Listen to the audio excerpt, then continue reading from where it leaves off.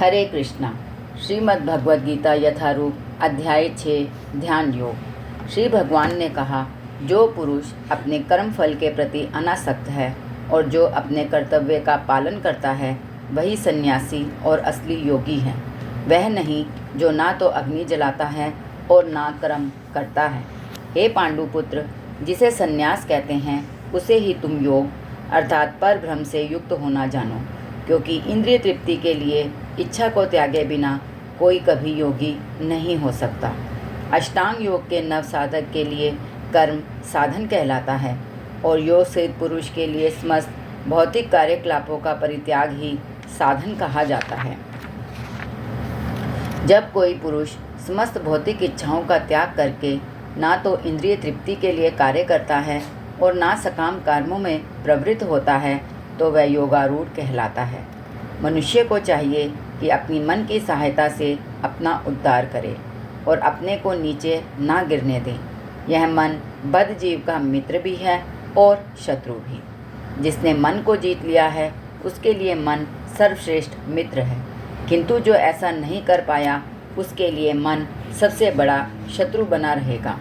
जिसने मन को जीत लिया है उसने पहले ही परमात्मा को प्राप्त कर लिया है, क्योंकि उसने शांति प्राप्त कर ली है। ऐसे पुरुष के लिए सुख दुख, सर्दी गर्मी एवं मान अपमान एक से हैं। वह व्यक्ति आत्म साक्षात्कार को प्राप्त तथा योगी कहलाता है, जो अपने अर्जित ज्ञान तथा अनुभूति से पूर्णतः संतुष्ट रहता है। ऐसा व्यक्ति अध्यात्म को प्राप्त तथा जितेंद्रिय कहलाता है। वह सभी वस्तुओं को, चाहे वे कंकड़ हों, पत्थर हों या कि सोना, एक समान देखता है। जब मनुष्य निष्कपट हितैषियों, प्रिय मित्रों, तटस्थों, मध्यस्थों, ईर्ष्यालुओं, शत्रुओं तथा मित्रों, पुण्यात्माओं एवं पापियों को समान भाव से देखता है तो वह और भी उन्नत माना जाता है। योगी को चाहिए कि वह सदैव अपने शरीर, मन तथा आत्मा को परमेश्वर में लगाए, एकांत स्थान में रहे और बड़ी सावधानी के साथ अपने मन को वश में करे। उसे समस्त आकांक्षाओं तथा संग्रह भाव की इच्छाओं से मुक्त होना चाहिए। योगाभ्यास के लिए योगी एकांत स्थान में जाकर भूमि पर कुशा बिछा दे और फिर उसे मृगछाला से ढके तथा ऊपर से मुलायम वस्त्र बिछा दे। आसन ना तो बहुत ऊंचा हो ना बहुत नीचा, वह पवित्र स्थान में स्थित हो। योगी को चाहिए कि इस पर दृढ़तापूर्वक बैठ जाए और मन, इंद्रियों तथा कर्मों को वश में करते हुए तथा मन को एक बिंदु पर स्थिर करके हृदय को शुद्ध करने के लिए योगाभ्यास करे। योगाभ्यास करने वाले को चाहिए कि वह अपने शरीर, गर्दन तथा सिर को सीधा रखे और नाक के अगले सिर पर दृष्टि लगाए। इस प्रकार वह अविचलित तथा दमित मन से भय रहित विषय जीवन से पूर्णतः मुक्त होकर अपने हृदय में मेरा चिंतन करे और मुझे ही अपना चरम लक्ष्य बनाए। इस प्रकार शरीर, मन तथा कर्म में निरंतर संयम का अभ्यास करते हुए संयमित मन वाले योगी को इस भौतिक अस्तित्व की समाप्ति पर भगवत धाम की प्राप्ति होती है। हे अर्जुन, जो अधिक खाता है या बहुत कम खाता है, जो अधिक सोता है अथवा जो पर्याप्त नहीं सोता, उसके योगी बनने की कोई संभावना नहीं है। जो खाने, सोने, आमोद प्रमोद तथा काम करने की आदतों में नियमित रहता है वह योगाभ्यास द्वारा समस्त भौतिक कलेशों को नष्ट कर सकता है। जब योगी योगाभ्यास द्वारा अपने मानसिक कार्यकलापों को वश में कर लेता है और अध्यात्म में स्थित हो जाता है अर्थात समस्त भौतिक इच्छाओं से रहित हो जाता है, तब वह योग में सुस्थिर कहा जाता है। जिस प्रकार वायु रहित स्थान में दीपक हिलता डुलता नहीं, उसी तरह जिस योगी का मन वश में होता है वह आत्म तत्व के ध्यान में सदैव स्थिर रहता है। सिद्धि की अवस्था में, जिसे समाधि कहते हैं, मनुष्य का मन योगाभ्यास के द्वारा भौतिक मानसिक क्रियाओं से पूर्णतः संयमित हो जाता है। इस सिद्धि की विशेषता यह है कि मनुष्य शुद्ध मन से अपने को देख सकता है और अपने आप में आनंद उठा सकता है। उस आनंदमय स्थिति में वह दिव्य इंद्रियों द्वारा असीम दिव्य सुख में स्थित रहता है। इस प्रकार स्थापित मनुष्य कभी सत्य से विपत्त नहीं होता और इस सुख की प्राप्ति हो जाने पर वह इससे बड़ा कोई दूसरा लाभ नहीं मानता। ऐसी स्थिति को पाकर मनुष्य बड़ी से बड़ी कठिनाई में भी विचलित नहीं होता। यह निसंदेह भौतिक संसर्ग से उत्पन्न होने वाले समस्त दुखों से वास्तविक मुक्ति है।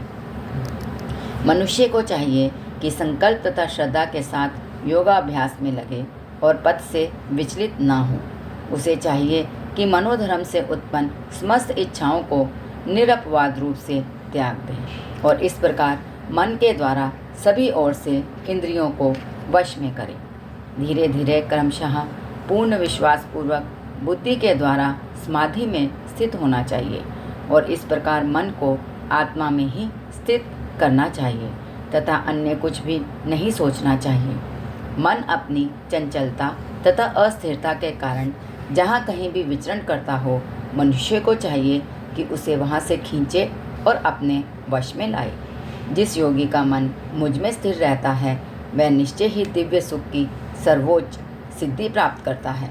वह रजोगुण से परे हो जाता है। वह परमात्मा के साथ अपनी गुणात्मक एकता को समझता है और इस प्रकार अपने समस्त विगत कर्मों के फल से निवृत्त हो जाता है। इस प्रकार योगाभ्यास में निरंतर लगा रहकर आत्मसंयमी योगी समस्त भौतिक कल्मश से मुक्त हो जाता है और भगवान की दिव्य प्रेमा भक्ति में परम सुख प्राप्त करता है। वास्तविक योगी समस्त जीवों में मुझको तथा मुझ में समस्त जीवों को देखता है। निसंदेह स्वरूप सिद्ध व्यक्ति मुझ परमेश्वर को सर्वत्र देखता है। जो मुझे सर्वत्र देखता है और सब कुछ मुझ में देखता है, उसके लिए ना तो मैं कभी अदृश्य होता हूँ और ना वह मेरे लिए अदृश्य होता है। जो योगी मुझे तथा परमात्मा को अभिन्न जानते हुए परमात्मा की भक्ति पूर्वक सेवा करता है, वह हर प्रकार से मुझ में सदैव स्थित रहता है। हे अर्जुन, वह पूर्ण योगी है जो अपनी तुलना से समस्त प्राणियों की उनके सुखों तथा दुखों में वास्तविक समानता का दर्शन करता है। अर्जुन ने कहा, हे मधुसूदन, आपने जिस योग पद्धति का संक्षेप में वर्णन किया है वह मेरे लिए अव्यवहारिक तथा असहनीय है, क्योंकि मन चंचल तथा अस्थिर है।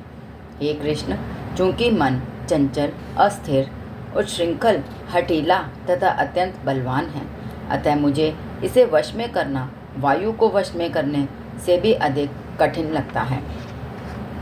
भगवान श्री कृष्ण ने कहा, हे महाबाहु कुंती पुत्र, निसंदेह चंचल मन को वश में करना अत्यंत कठिन है, किंतु उपयुक्त अभ्यास द्वारा तथा विरक्ति द्वारा ऐसा संभव है। जिसका मन उच्छृंखल है उसके लिए आत्म साक्षात्कार कठिन कार्य होता है, किंतु जिसका मन संयमित है और जो समुचित उपाय करता है उसकी सफलता ध्रुव है, ऐसा मेरा मत है। अर्जुन ने कहा, हे कृष्ण, उस असफल योगी की गति क्या है जो प्रारंभ में श्रद्धापूर्वक आत्म साक्षात्कार की विधि ग्रहण करता है, किंतु बाद में भौतिकता के कारण उससे विचलित हो जाता है और योग सिद्धि को प्राप्त नहीं कर पाता। हे महाबाहु कृष्ण, क्या भ्रम प्राप्ति के मार्ग से भ्रष्ट ऐसा व्यक्ति आध्यात्मिक तथा भौतिक दोनों ही सफलताओं से च्युत नहीं होता और छिन्न बिन बादल की भांति विनष्ट नहीं हो जाता, जिसके फलस्वरूप उसके लिए किसी लोक में कोई स्थान नहीं रहता? हे कृष्ण, यही मेरा संदेह है और मैं आपसे इसे पूर्णतः दूर करने की प्रार्थना कर रहा हूँ। आपके अतिरिक्त अन्य ऐसा कोई नहीं है जो इस संदेह को नष्ट कर सके। भगवान ने कहा, हे पृथापुत्र, कल्याणकारों में निरत योगी का ना तो इस लोक में और ना परलोक में ही विनाश होता है। हे मित्र, भलाई करने वाला कभी बुराई से पराजित नहीं होता। असफल योगी पवित्र आत्माओं के लोकों में अनेक अनेक वर्षों तक भोग करने के बाद या तो सदाचारी पुरुषों के परिवार में या कि धनवानों के कुल में जन्म लेता है, अथवा यदि दीर्घकाल तक योग करने के बाद असफल रहे तो वह ऐसे योगियों के कुल में जन्म लेता है जो अति बुद्धिमान है। निश्चय ही इस संसार में ऐसा जन्म दुर्लभ है। हे कुरुनंदन, ऐसा जन्म पाकर वह अपने पूर्व जन्म की दैवी चेतना को पुनः प्राप्त करता है और पूर्ण सफलता प्राप्त करने के उद्देश्य से वह आगे उन्नति करने का प्रयास करता है। अपने पूर्व जन्म की दैवी चेतना से वह ना चाहते हुए भी स्वतः योग के नियमों की ओर आकर्षित होता है। ऐसा जिज्ञासु योगी शास्त्रों के अनुष्ठानों से परे स्थित होता है, और जब योगी समस्त कल्मश से शुद्ध होकर सच्ची निष्ठा से आगे प्रगति करने का प्रयास करता है, तो अंततोगत्वा अनेकानेक जन्मों के अभ्यास के पश्चात सिद्धि लाभ करके वह परम गंतव्य को प्राप्त करता है।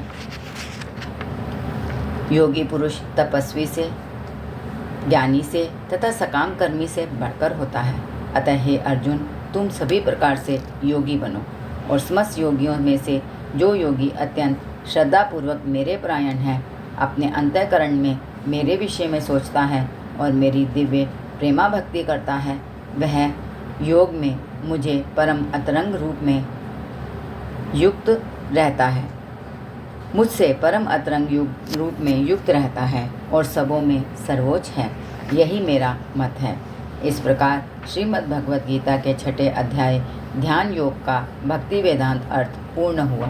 हरे कृष्णा।